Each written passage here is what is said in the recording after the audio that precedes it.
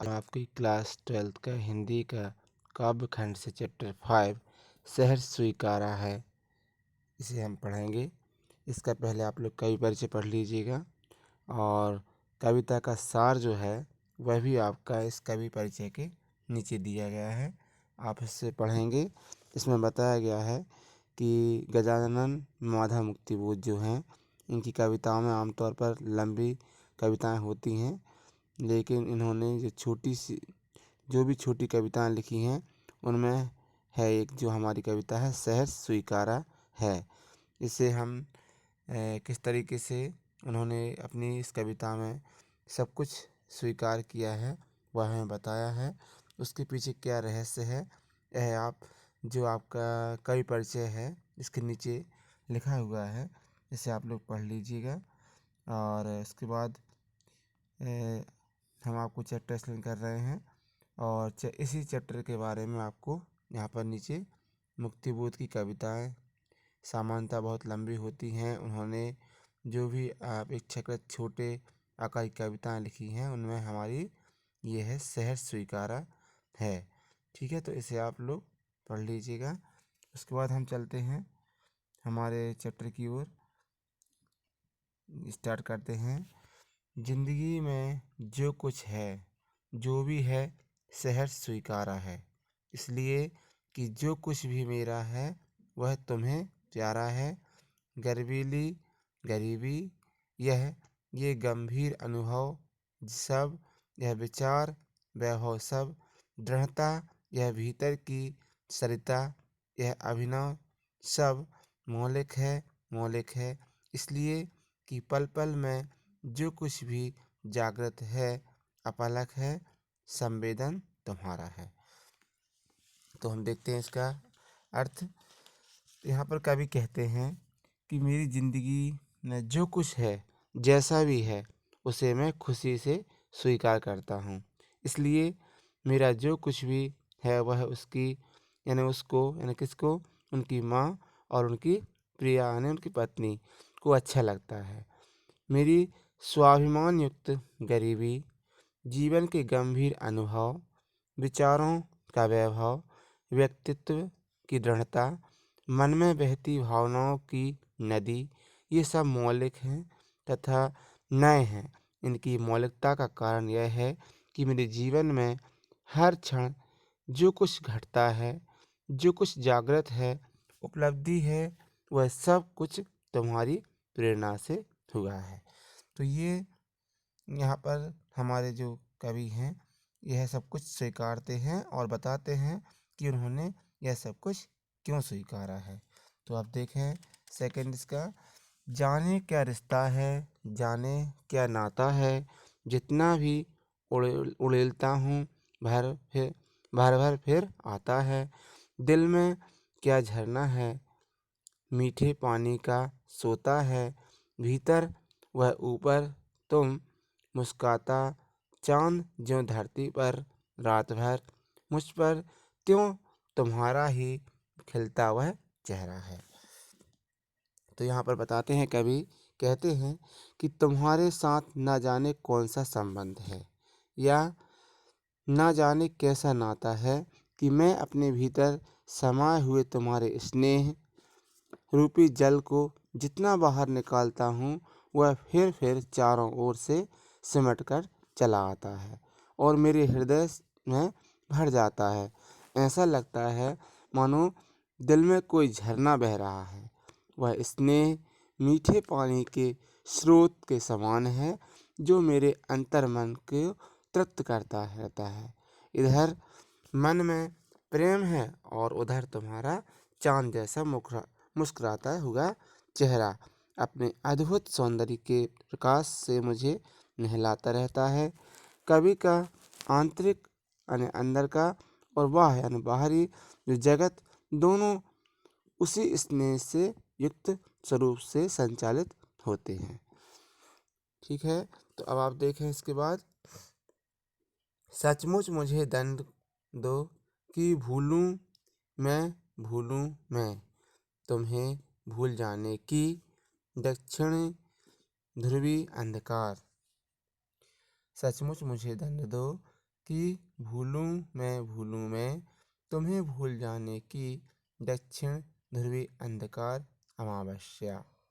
शरीर पर चेहरे पर अंतर में पालूं मैं, झेलूं मैं उसी में नहालूं मैं,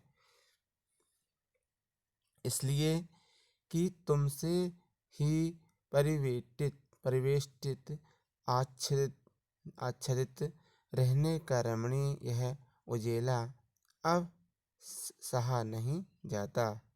नहीं सहा जाता है। ममता के बादल की मंडराती कोमलता भीतर पिराती है। कमजोर और अक्षम अब हो गई है आत्मा। यह छटपटाती छाती को अभिव्यक्तता डराती है। यह छटपटाती छाती की भवितव्यता डराती है। बहलाती सहलाती आत्मीयता बर्दाश्त नहीं होती है। तो ये आप लोग देखिए इसका सार। कवि अपने प्रिय स्वरूपा को भूलना चाहता है। वह चाहता है कि प्रिय उसे भूलने का दंड दे। वह इस दंड को भी सहर्ष स्वीकार करने के लिए तैयार है।